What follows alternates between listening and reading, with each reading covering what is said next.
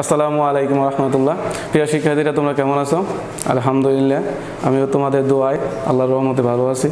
তো তোমাদের সামনে অনেক দিন যাবত তোমাদের সাথে একসাথে বসে ক্লাসরুমে কথা বলা বা ক্লাস নেওয়া হয় না। এটা একটা দুঃখজনক ব্যাপার। যাই হোক, দেশে ক্লান্তি লগ্নে তোমাদের সামনে তোমাদের প্রতিষ্ঠানের উদ্যোগে যে ভিডিওগুলো আপলোড করা হয়, আশা রাখি তোমরা সেই ভিডিওগুলো তোমরা দেখতেছো এবং সেখান থেকে গাইডলাইন নিয়ে তোমরা পড়তে চেষ্টা করছো। যাই হোক, আমি গত ক্লাসে অষ্টম শ্রেণীর বিজ্ঞানের অষ্টম অধ্যায় রাসায়নিক বিক্রিয়ার একটা লেকচার দিয়েছি, যে রাসায়নিক সমীকরণ পর্যন্ত পড়ানো হয়েছে সেখানে। আজকে সেখানে রাসায়নিক সমীকরণের পরে কয়েকটি আমি টপিক সিলেক্ট করে এগুলো আলোচনা করার চেষ্টা করবো ইনশাআল্লাহ। তো এই আমার আলোচ্য বিষয় আজকে যে রাসায়নিক বিক্রিয়ার চ্যাপ্টারের ওই লেকচারের পরে যে বিষয়গুলো আছে সেগুলো হচ্ছে বিক্রিয়ার সমাধাকরণ, একটা গুরুত্বপূর্ণ একটা টপিকস। এটা তোমার 8এও কাজে লাগবে, 9, 10এও কাজে লাগবে। সাথে সংযোজন বিক্রিয়া, সংযোজন মানে কি তোমরা বুঝতেই পারছো, যোগ বিক্রিয়া। এটা দহন বিক্রিয়া, পোড়ানো বিক্রিয়া। প্রতিস্থাপন, তোমরা প্রতিস্থাপনের অঙ্ক তোমরা 8-এর যারা গণিতে প্রতিস্থাপন অঙ্ক আছে, যে জাস্ট একজনের জায়গা আরেকজনকে দখল করে যে কাজটা করে সেটা প্রতিস্থাপন। আর বিযোজন মানে কি একটা বড় জিনিস ভেঙে দুইটা ভাগ হয়ে যাবে, দুইটা নতুন জিনিস উৎপন্ন হবে। এই বিষয়গুলো নিয়ে আমি আজকে আলোচনার চেষ্টা করব। তো চলো কথা না বাড়িয়ে চলো ক্লাস শুরু করা যাক। এখানে আছে বিক্রিয়ার সমাধাকরণ। বিক্রিয়ার সমাধাকরণে বলছে রাসায়নিক বিক্রিয়া লেখার নিয়ম হচ্ছে, রাসায়নিক বিক্রিয়া লেখার নিয়মে একটা কথা বলা আছে, যদি তুমি এইভাবে তীর চিহ্ন দাও, যদি সাধারণভাবে দিই H2O2, এটা যদি দেওয়া থাকে তাহলে সেটা কি এভাবে তীর চিহ্ন দিলে কিন্তু তোমাদেরকে বিক্রিয়ার সমাধাকরণ হয়। এই পাশে পরমাণুর সংখ্যা এই পাশে পরমাণুর সংখ্যা সমান না করলে চলবে। কিন্তু যদি তুমি এই জায়গায় সমান দাও, তার মানে কি সমান মানে কি দুপাশে কি সমান সংখ্যক পরমাণু থাকতে হবে। এই পাশে যতগুলো পরমাণু থাকতে হবে, ঠিক এই পাশে ততগুলো পরমাণু থাকতে হবে। এটা হচ্ছে বিক্রিয়ার সমাধাকরণ। বিক্রিয়ার সমাধাকরণ তোমরা ক্লাস 8এও শিখবে। তারপরে যদি উপরে ক্লাসে যাও 9, 10, যত উপরে ক্লাস যাও, বিক্রিয়ার সমাধাকরণ তোমাদের সামনে আসবে। তো বিক্রিয়ার সমাধাকরণ করার ক্ষেত্রে তোমাদের হিসেব সহজভাবে আজকে উপস্থান করার চেষ্টা করব। যাই হোক, বিক্রিয়ার সমাধাকরণ করার ক্ষেত্রে তোমাকে আগে দেখতে হবে যে কোন পরমাণুর সংখ্যা কতটা আছে, কোন পাশে কতটা আছে। যাই হোক, তোমাদের বইয়ে একটা পানি, হাইড্রোজেন এবং অক্সিজেন মিলিতভাবে পানি উৎপন্ন হয়েছে, এই বিক্রিয়ার সমাধাকরণ সম্বন্ধে আলোচনা করা হয়েছে। দেখো এখানে হাইড্রোজেনের সংখ্যা কত আছে? 2। হাইড্রোজেন সংখ্যা আছে 2, তাহলে আমার হাইড্রোজেন সমান। কিন্তু এখানে অক্সিজেন আছে 2, কিন্তু এখানে অক্সিজেন আছে কয়টা পরমাণু? একটা পরমাণু। তাহলে আমি যদি এই বিক্রিয়ায় অক্সিজেন সমাধান করতে যাই, তাহলে এই পাশে যদি 2টা আছে, এই পাশে কয়টা আছে? একটা। তাহলে এই পাশে যদি আমি 2টা বানাইতে যাই, তাহলে অবশ্যই আমাকে অক্সিজেনকে একটাকে 2 দ্বারা গুণ করতে হবে, তাই না? এখন যদি গুণ করি এই জায়গায় করব না, এই জায়গায় কেমনে করবো? অক্সিজেন পানির সংকেত তো কি H2O, আমরা তো সংকেত বিকৃত করতে পারি না। পানির সংকেত যদি এটা হয় তাহলে কি ওইটাকে, যেখানে যদি H2, তোমাদের যদি মাথায় আসে যেখানে 2 দিলে তো হতে পারে, কিন্তু না, এটা তো পানির সংকেত হলো না। এটা পানির সংকেত হলো না। এখন পানির সংকেতটা অক্ষত রেখে এটাকে সমতাকরণ করতে গেলে যদি করি, এখানে যদি আমি 2 দিই, তাহলে দেখো এই দুইটা কিন্তু তোমার এই হাইড্রোজেনের অক্সিজেনের। তাহলে কি এই অক্সিজেনটাকে 2 দ্বারা গুণ করলে তাহলে 2টা অক্সিজেন মিলিত হয়েছে 1। দ্বিতীয়ত কিন্তু আরেকটা ঘটনা ঘটে গেছে। কি ঘটছে? যে এখানে হাইড্রোজেনের সংখ্যা বেড়ে গেছে, কত? 2 দুগুণে 4 বেড়ে গেছে। এই পাশে আছে কত? 2। এই পাশে কত? হাইড্রোজেন সংখ্যা আছে কত? 2, কিন্তু এই পাশে হয়ে গেছে কত? 4। তাহলে কি জিনিসটা মিললো না তো।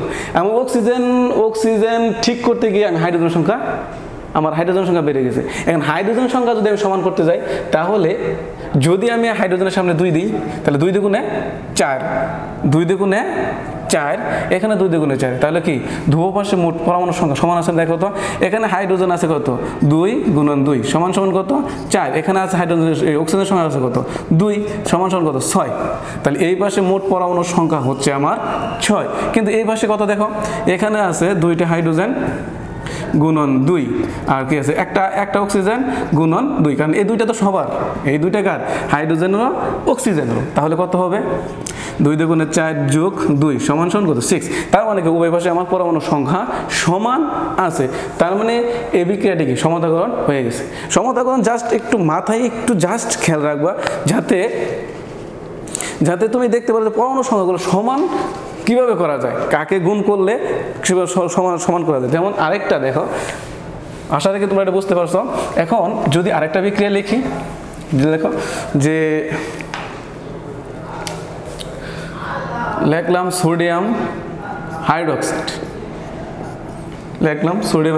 আরেকটা লিখলাম H2SO4 একটা বড় বিক্রিয়া লিখি দেখ বড় বিক্রিয়া যদি বিক্রিয়া সমতাকরণ করতে ক্ষেত্রে এটা যদি আমি লিখি আচ্ছা একটু ছোট করে লিখি যে এটা হচ্ছে সোডিয়াম হাইড্রোক্সাইড একটা ক্ষার আর এটা হচ্ছে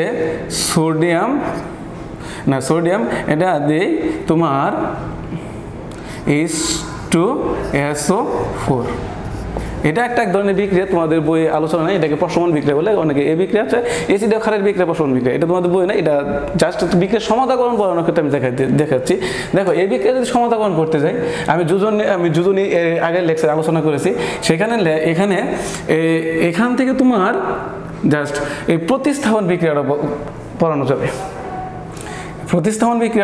পড়ানো যাবে দেখো এখানে যদি আমি আলোচনা করি যে এইটা সোডিয়াম তাহলে কি এখানে সোডিয়াম আছে প্লাস অক্সিজেন হাইড্রোক্সাইড আছে মাইনাস এখানে হাইড্রোজেন প্লাস সালফেট হচ্ছে মাইনাস সালফেট 2 মাইনাস এখানে যা যোজনী আমি দিয়ে দিচ্ছি দেখো সোডিয়ামের যোজনী 1 দিয়ে দিচ্ছি উপরে প্লাস 1 এখানে হাইড্রোক্সাইডের যোজনী এই কত 1 মাইনাস হাইড্রোজেনের কত 1 সালফেটে কত -2 তাহলে এখানে প্লাসে ধরবে এটাকে যদি এখানে ধরি তাহলে দেখো সোডিয়াম সালফেট কারণ যৌগ লেখার ক্ষেত্রে কি একজন যোজনী আরেকজন পায় তাহলে কি সালফেটের যোজনী পাবে কে সোডিয়াম এখন এই সোডিয়ামের যোজনী পাবে সালফেট তাহলে 1 দেওয়ার যে কথা না দেওয়ার কথা এখন এই জায়গায় আছে H2O তাহলে পানি উৎপন্ন হবে তাহলে পানি যদি আমরা লিখি H2O ডাইরেক্ট লিখে দিই H2O পানি এখানে গেছে H এখানে OH তাহলে H2O এখানে দেখো বিক্রিয়াটা কি সমতা হয়েছে না বিক্রিয়াটাকে সমতা করবো এখন যদি বিক্রিয়াটা সমতা করতে যাই দেখো এখানে সোডিয়ামের পরিমাণ আছে কত একটা এখানে কত আছে 2টা কিন্তু আমার এই জায়গায় আছে কয়টা একটা তাহলে সোডিয়াম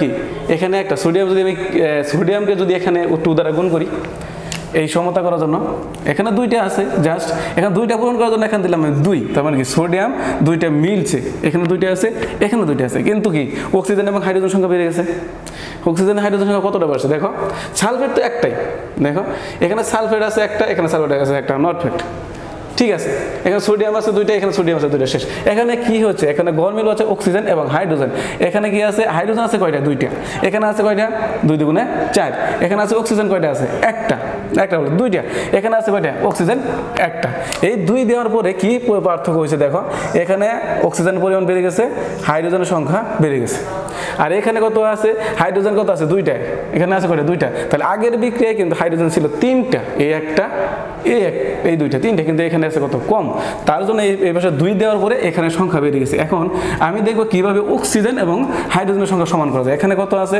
আমি মোট হিসাব করি 2 দ্বিগুণে কয়টা আছে 2 হাইড্রোজেন সংখ্যা আছে কয়টা 2টা আর এখানে আছে কয়টা 2টা তাহলে আমি যদি 4টা পূরণ করি 2 দ্বিগুণে 4 তাহলে হাইড্রোজেনের সংখ্যা পূরণ হয়ে গেল এখন দেখো অটোমেটিক্যালি ভাবে অক্সিজেনের সংখ্যা পূরণ হয়ে গেছে কিভাবে কত আছে অক্সিজেন 2টা অক্সিজেন কয়টা আছে 2টা আর এখানে অক্সিজেন আছে কয়টা 2টা শেষ বিক্রিয়া এইভাবে এখন বিক্রিয়া সমতাকরণ ক্ষেত্রে কোন পরমাণুর সংখ্যাকে কতটা দিয়ে গুণ করবা সেটা তোমার জাস্ট একটু মাথায় রেখে ছোট সংখ্যা দ্বারা গুণ করলে এভাবে মিলিত হয়ে যায় তবে মনে রাখতে হবে বিক্রিয়ার যোজনীগুলা যদি তুমি যৌগমূলকের বা মৌলের যোজনীগুলা যদি মনে রাখতে পারো তাহলে এইসব বিক্রিয়া সমতাকরণ ক্ষেত্রে কোনো কিছু আটকে পারে ঠিক আছে তো এই গেল তোমার বিক্রিয়া সমতাকরণ গেল এখন যদি আমি বলি সংযোজন বিক্রিয়া দেখো তো এখানে সংযোজন বিক্রিয়া কাকে তোমার সংযোজন বিক্রিয়া যদি আমি বলতে যাই যে 2 বা ততোধিক মৌল বা যৌগ পরস্পর যুক্ত হয়ে যদি একটা বা ভিন্ন দুই বা ততোধিক একাধিক যৌগ উৎপন্ন করে, মানে দুইটা মৌল পরস্পর যুক্ত হয়ে একটা নতুন যৌগ গঠন করবে, অথবা দুইটা যৌগ পরস্পর যুক্ত হয়ে একটা নতুন যৌগ গঠন করবে, একটা কি নতুন যৌগ গঠন করবে। তাহলে এই যে যোগ হলো এটাকে বলা হয় সংযোজন বিক্রিয়া। তোমাদের সংযোজন বিক্রিয়া পড়ানোর ক্ষেত্রে গেলে যদি আমি দেখি, দেখো সংযোজন বিক্রিয়া নাম্বার 2 সংযোজন বিক্রিয়া। সংযোজন বিক্রিয়া লেখার ক্ষেত্রে যদি আমি লিখি এটা না লিখলে চলবে। সংযোজন মানে কি যোগ। আমি লিখলাম আয়রন, এটাকে বলা হয় ফেরাস। এখন এর সাথে আমি যোগ করব সালফার, তাহলে কি হলো ফেরাস সালফার। তাহলে কি এই দুটো যুক্ত হবে কি ফেরাস সালফাইড। এই যে দুইটা মৌল পরস্পর যুক্ত হয়ে কি একটা যৌগ হচ্ছে না, একটা যৌগ হচ্ছে ফেরাস সালফাইড, একটা ভিন্ন যৌগ উৎপন্ন হয়েছে। কি হচ্ছে দুইটা মৌল পরস্পর যুক্ত হয়েছে, যুক্ত হওয়ার পর কি একটা নতুন আরেকটা যৌগ উৎপন্ন হয়েছে, এটা হচ্ছে সংযোজন বিক্রিয়া। আবার যদি লিখি জিঙ্ক প্লাস সালফার, তাহলে কি জিঙ্ক সালফাইড, এটাও সংযোজন বিক্রিয়া। তবে ভিন্ন আরেকটা যদি এটা কি দেখো, এই দুইটা কিন্তু আমার এই একটা মৌল এই একটা মৌল এই একটা মৌল এই একটা মৌল, কি দুইটা মৌল পরস্পর সাথে যুক্ত হয়ে কি নতুন একটা ভিন্ন ধরনের যৌগ গঠন করছে, তাহলে কি এটা সংযোজন বিক্রিয়া। এখন যদি দুইটা যৌগ হয়, যেমন আছে অ্যামোনিয়া, আর যদি দেই hydrochloric acid HCl hydrochloric acid, তাহলে কি এই ক্ষেত্রে দুইটা যৌগ যুক্ত হয়ে কি উৎপন্ন করবে সংযোজন বিক্রিয়া করো। সংযোজন বিক্রিয়া করে এইখানে দেখো এটা কিন্তু সমতাকরণ হয়ে গেছে অলরেডি, এখানে সমানও দিতে পারো, তোমরা তীর না দিয়ে সমানও দিতে পারো। এখানে কি আছে ফেরাস আছে একটা, সালফার আছে একটা, সালফার একটা, ফেরাস একটা, ফেরাস একটা, সমস্যা নাই তো। এখন এই ক্ষেত্রে যদি আমি আগে সমান যদি দিই, তাহলে দেখি কি হয়। সংযোজন মানে কি যোগ হবে, তাহলে যোগ হবে কি এখানে আছে NH, এখানে এর সাথে এই যুক্ত হবে, তাহলে কি হবে NH4, তিনটা আছে আর একটা চারটা, তাহলে কি আছে শুধু ক্লোরিন বাকি আছে, তাহলে ক্লোরাইডটা যুক্ত করে দিই সাথে, তাহলে কি হলো অ্যামোনিয়াম ক্লোরাইড। এই সংযোজন বিক্রিয়া গেল। তাহলে সংযোজন বিক্রিয়া কাকে বলে? দুই বা ততোধিক মৌল পরস্পরের সাথে যুক্ত হয়ে দুই বা একাধিক মৌল পরস্পর যুক্ত হয়ে যদি নতুন ভিন্ন কোনো যৌগ গঠন করে, তাহলে সেটা হচ্ছে সেই বিক্রিয়াকে সংযোজন বলে। অন্যভাবে বলা যায় যে দুইটি যৌগ পরস্পরের সাথে যুক্ত হয়ে যদি একটা ভিন্ন, এখানে ভিন্ন না, এখানে অ্যামোনিয়া গ্যাস হাইড্রোক্লোরিক অ্যাসিড পরস্পরের সাথে যুক্ত হয়ে উৎপন্ন হয়েছে একটা অ্যামোনিয়াম ক্লোরাইড, একটা লবণ উৎপন্ন হয়েছে। এখানে কি এটা ভিন্ন যৌগ উৎপন্ন হয়েছে না? এই ভিন্ন যৌগ উৎপন্ন হয়েছে, কিন্তু তাহলে বলা যায় কি যে দুইটি ভিন্ন যৌগ পরস্পর যুক্ত হয়ে একটি ভিন্ন অন্য একটা ধর্মবিশিষ্ট কি উৎপন্ন হবে, একটা যৌগ গঠন করবে, সেটাকে বলা হয় সংযোজন বিক্রিয়া। এই গেল আমার সংযোজন বিক্রিয়া। তারপরে আছে সংযোজন বিক্রিয়া যাওয়ার পরে তুমি আরো লিখতে পারো। সংযোজন বিক্রিয়া অনেক রকম আছে, অনেক আছে, তোমরা এগুলো যা দেখবা। এখন যদি বলি সংযোজন পরে আছে দহন। দহন মানে কি? 2-3 নম্বর দহন বিক্রিয়া। তোমরা দহন কথাটা বলতে বুঝতেছো যে দহন মানে পুরানো কোনো কিছুকে, কোনো কিছুকে অক্সিজেন সাহায্যে পুরানো। অক্সিজেন সাহায্যে পুরানোটাকে হচ্ছে দহন বিক্রিয়া।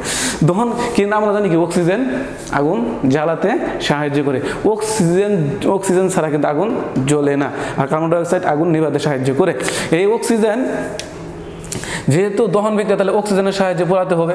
যে কোনো যৌগকে তুমি অক্সিজেনের সাহায্যে পোড়াতে পারো, যে কোনো যৌগ বা মৌলকে যদি পোড়াও তাহলে কি হবে যেমন আছে। তবে মনে রাখবা যে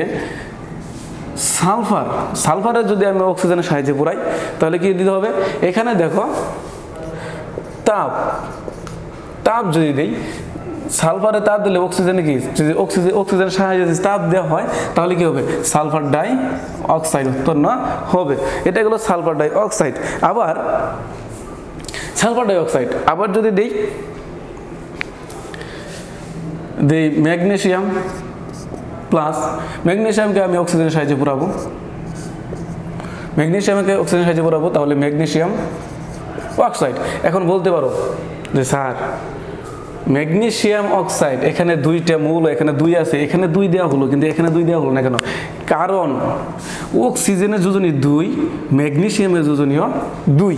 যদি সাধারণ কি এক্সচেঞ্জ করছে, তার মানে কি যদি আণবিক সংকেত লেখা মানে যৌগের সংকেত লেখার ক্ষেত্রে একটা নিয়ম আছে, প্রথম রুলস, যদি দুটি মৌলের পরমাণু, যদি দুটি মৌল বা পরমাণু যোজনী একই হয় তাহলে সাথে গায়ে মৌলের এই যৌগের ক্ষেত্রে যোজনী লেখার কোনো প্রয়োজন হয় না। যেহেতু একই হয়েছে সেক্ষেত্রে আমি যোজনী লিখিনি, যে দুটো এক লেখা যে কথা না লেখা এই কথা রুলস অনুযায়ী।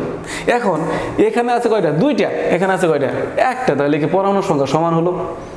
না, পরমাণুর সংখ্যা সমান হলো। তাহলে আমরা যদি এটাকে সমতাকরণ করি তাহলে কি করতে হবে? এখানে যদি আমি, এখানে তো 2 দিতে আমার বাড়ান নাই, দিলাম 2, তাহলে অক্সিজেনের কি, অক্সিজেনেরটা কি পূরণ হলো, অক্সিজেন 2টা আছে আমার মিলছে। কিন্তু এখানে ম্যাগনেসিয়াম আছে 2টা হয়ে গেছে, এখানে ম্যাগনেসিয়াম আছে কয়টা? একটা। তাহলে এখানে 2টা দিই, তাহলে কত হলো? কি হলো? যে 2টা ম্যাগনেসিয়াম একটা অক্সিজেনের সাথে বিক্রিয়া করে 2 অণু ম্যাগনেসিয়াম অক্সাইড উৎপন্ন করে। এটা গেল দহন। দহন মানে হচ্ছে পোড়ানো। তাহলে কি দহন বিক্রিয়া কাকে বলে? যে কোনো মৌল বা কোনো যৌগকে যদি অক্সিজেনের সাহায্যে তাপ দেওয়া হয় তাহলে কি হয়? তাহলে যে বিক্রিয়া ঘটে সেটা হচ্ছে দহন বিক্রিয়া। দহন বিক্রিয়া সাধারণত কি হয়? যে মনে রাখবা, যে কোনো মৌল বা যৌগকে যদি অক্সিজেনের সাহায্যে পোড়ানো হয় তাহলে ওই মৌলের অক্সাইড উৎপন্ন হয়। এটা হচ্ছে আমার দহন বিক্রিয়া। দহন বিক্রিয়া। এখন দেখো প্রতিস্থাপন বিক্রিয়া। প্রতিস্থাপন বিক্রিয়া হচ্ছে, প্রতিস্থাপন হচ্ছে একজনকে আমি তুলে দেব আরেকজনকে সেই জায়গায় জায়গা করে দেবো, সেটা হচ্ছে প্রতিস্থাপন বিক্রিয়া। এখন যদি আমি প্রতিস্থাপন বিক্রিয়া লিখি, প্রতিস্থাপন বিক্রিয়া নাম্বার 4, প্রতিস্থাপন যদি হয়, দেখো এখানে দিলাম ফেরাস, এখানে দিলাম কপার সালফেট, এটা একটা লবণ, ফেরাস কপার সালফেটের সাথে বিক্রিয়া করবে। এখন যদি কপার যদি ফেরাস সালফেটের সাথে বিক্রিয়া করে তাহলে কি এখানে দেখো এই ফেরাসে এই কপারের জায়গাটা দখল করবে। দখল করার পর এই কপারটাকে এই জায়গা থেকে তুলে দিবে, তুলে দিয়ে তার জায়গাটা কি দখল করবে? ফেরাসে দখল করবে। তাহলে কি হয়? ফেরাস যদি দখল করে তাহলে কি হবে? ফেরাস সালফেট হলো। এখন বাকি আছে কোনটা? কপার। তাহলে সাথে কপার লিখে দাও। তাহলে কি হলো? যে যদি কোনো পরমাণু বা মৌল যদি অন্য কোনো পরমাণু মৌলের জায়গা দখল করে বিক্রিয়া সম্পন্ন করে নতুন যৌগ গঠন করে, সেটা হচ্ছে কি আমার প্রতিস্থাপন বিক্রিয়া। কারণ এই জায়গায় কি ফেরাস কপারের জায়গায় কি কপারকে সেই জায়গা থেকে ট্রান্সফার করছে, মানে কি তুলে দিছে, তুলে দিয়ে কি করছে? সে নিজে ওই জায়গায় দখল করে সে কি করছে? ফেরাস সালফেট গঠন করছে, আগে কপার এক্সট্রা হয়ে গেছে। এভাবে দেখো এর আগে একটা বিক্রিয়া যদি একটা লিখি সোডিয়াম হাইড্রোক্সাইড, আরেকটা লেখো যে একটা অ্যাসিড দিলাম। আমরা জানি অ্যাসিড এবং ক্ষারের বিক্রিয়া লবণ ও পানি উৎপন্ন হয়।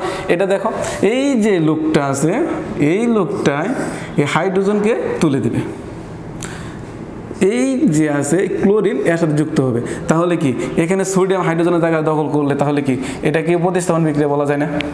এটা প্রশমন বিক্রিয়া, প্রতিস্থাপন বিক্রিয়া বলতে পারো। তাহলে এটা কে আছে? তো এটা হচ্ছে সোডিয়াম ক্লোরাইড উৎপন্ন হলো।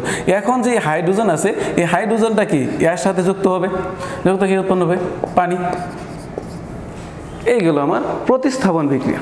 প্রতিস্থাপন বিক্রিয়া যদি আরেকটা বিক্রিয়া লিখি তাহলে সেটা যদি লিখি ফেরাস, স্বাভাবিকভাবে লেখো জিঙ্ক, লেখো কপার সালফেট, একই বিক্রিয়া দেখলাম। এখানে এক জিঙ্ক কপারকে তুলে দিবে, যদি তুলে দেয় তাহলে কি হবে? প্রতিস্থাপন মানে কি একজনের জায়গা আরেকজনের দখল করে নেবে।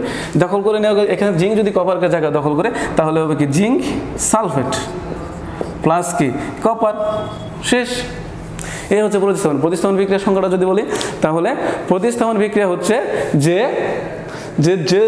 একটি পরমাণু অন্য একটি পরমাণুর জায়গা দখল করে বিক্রিয়া সম্পূর্ণ করে নতুন একটা ভিন্নধর্মী কি যৌগ গঠন করবে।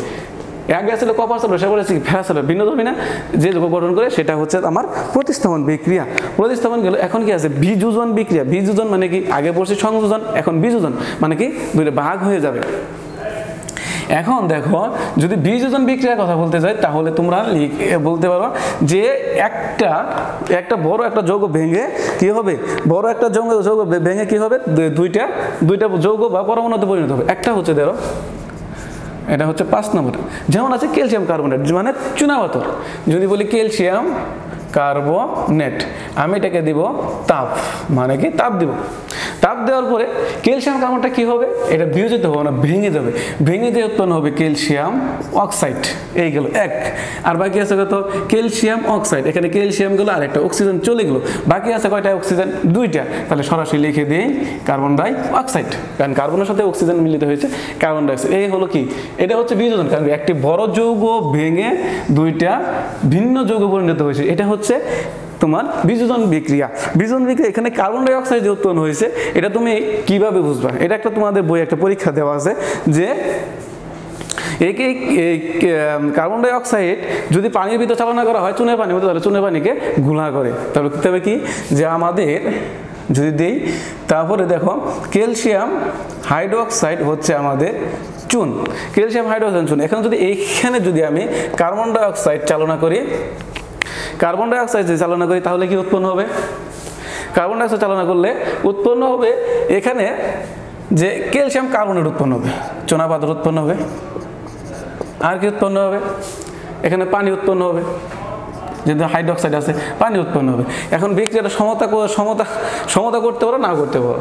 এটা গেল তোমার কি যে এটা এটা এটা তোমার বিযোজন বিক্রিয়া, কিন্তু বিযোজন বিক্রিয়া এই বিক্রিয়া পরের স্টেপ হচ্ছে এটা যে চুনের পানিকে গুলা করি কিভাবে সেটার বিক্রিয়া হচ্ছে এটা। কারণ কি ক্যালসিয়াম অক্সাইড যদি পানিতে দেওয়া হয় তাহলে কি হয় সেখানে তাপ উৎপন্ন হয় এবং কি এই চুন উৎপন্ন হয়, যে চুনটা মানুষ খায় এই চুনটা উৎপন্ন হয়। সাথে কি হয় কার্বন ডাই অক্সাইড যখন উপরের দিকে উঠে যায় তখন চুনের পানিটা গুলা হয়ে যায়। এটা একটা পরীক্ষা আছে তোমাদের বই।